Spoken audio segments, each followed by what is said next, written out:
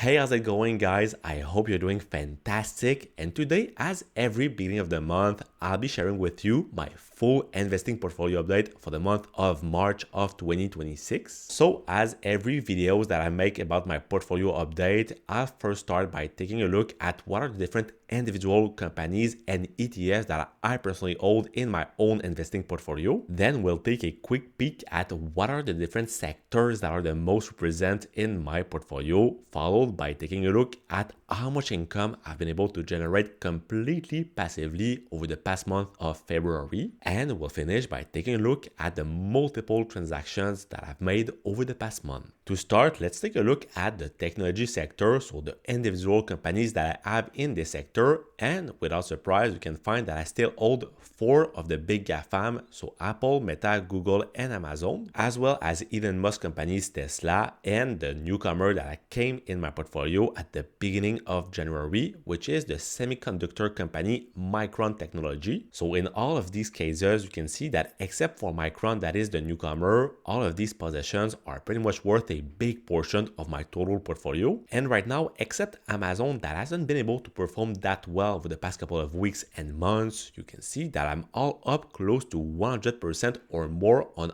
all of these positions. Another sector that is extremely and well represented in my portfolio is the energy sector, where I still hold 2 of the largest energy companies in Canada, which are Enbridge and Pembina, by giving more defensive trades compared to those technology companies that I've just presented to you. These businesses are giving and distributing some excellent quarterly dividends every single quarter. And right now, you can see that a company like Enbridge currently is one of my largest positions in my portfolio, and it is currently worth slightly less than 11% of my assets. And recently, we can see that these companies have been able to perform quite well lately, where a company like Pembina is notably up more than 120% compared to the initial price that I've purchased these shares. Talking about 2 other companies that have well performed lately, those are the 2 financial companies that I have in my portfolio, which is one of the largest Canadian banks in the form of the TD Bank, as well as one of the largest insurance companies in the entire world, which is Manulife. So in both cases, these companies are worth between 6 to 8% of my assets, so also a big portion of my assets are invested into these companies, and they are also all up quite importantly. And the beauty about those 2 companies is that every single quarter when I receive their dividends, I'm able to buy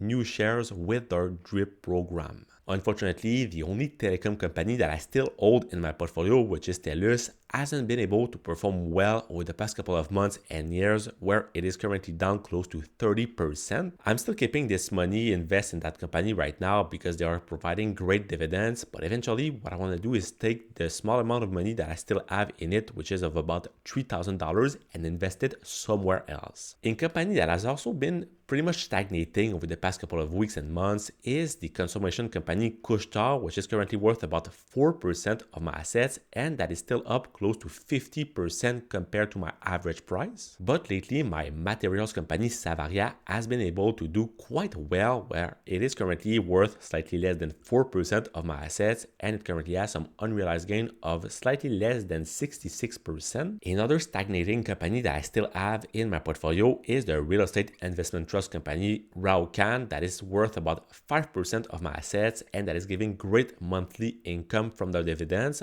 but that is stagnating at close to 40% of unrealized gain. But unfortunately for me, my smallest position in my portfolio is also by far my best performer, where we can see that 5N Plus is currently up more than 500% compared to the price that I've paid for these shares initially. So now when it comes to the ETFs portion, you can see that the first ETF, which is the largest position in my overall portfolio, is the Vanguard S&P 500 Index ETF with the ticker VFV. This fund tracking the 500 largest American companies by valuation is currently worth slightly less than 12% of my assets, and it currently has some unrealized gain of about 60% on it. Lately, in my RRSP, to avoid the different withholding tax, I've decided to invest also in its US equivalent, which is VOO. And in their case, you can see that at the moment, I've just bought 1 share of it, so it's only worth less than 1% of my assets. Also, to track the global stock market worldwide, I've decided to invest into the iShares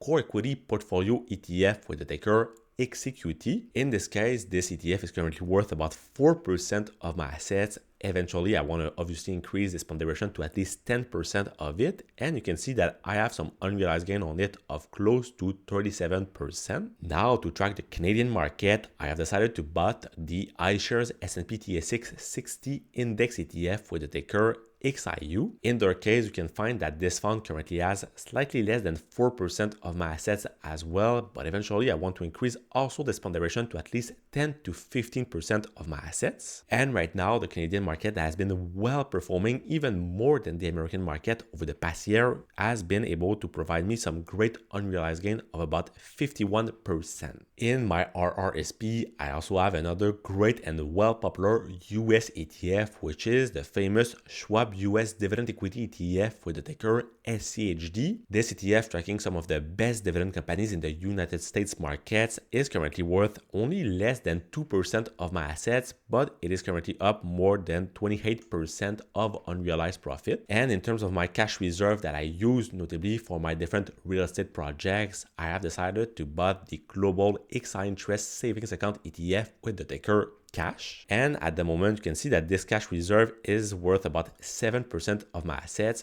but gradually I want to increase this liquidity reserve to at least 20% of my assets for my different real estate projects that are coming. So my stock market portfolio is currently worth about $200,000 with some unrealized gain of more than $76,000, which represents a profit of over 61%. And here you have a closer look at my ETF portion, where obviously I want to increase this portion of my portfolio over the next couple of months and years to have a more passive approach in terms of investing. But still, you can see that the two largest sectors by far in my portfolio are the ETF section and the technology sector, that are both worth about 27% each, meaning that both of them combined are worth about 55% of my total assets. Then by far, the two other largest sectors that I have in my portfolio are the financial and the energy sectors, that are both worth between 13 and 14% of my assets. And finally, you can find other sectors such as the consumption sector,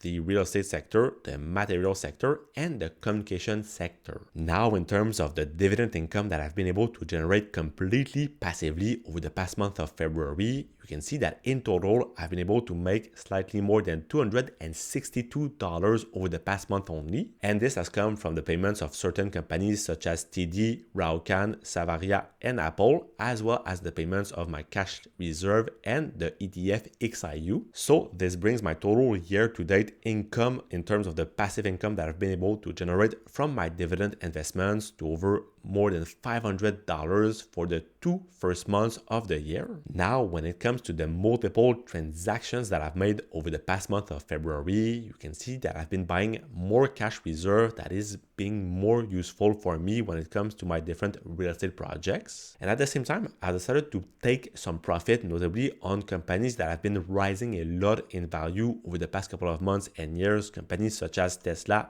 and Google. And I've also been buying more ETFs over the past month, notably SCHD, VFV, XIU, XQT, and my newest comer, which is VOO. But now, on your side, if you're looking to discover what is my own investing strategy for the rest of 2026 and what are my own objectives for the upcoming year, well, check out the video that is going to be right over here, and I will see you soon. Peace!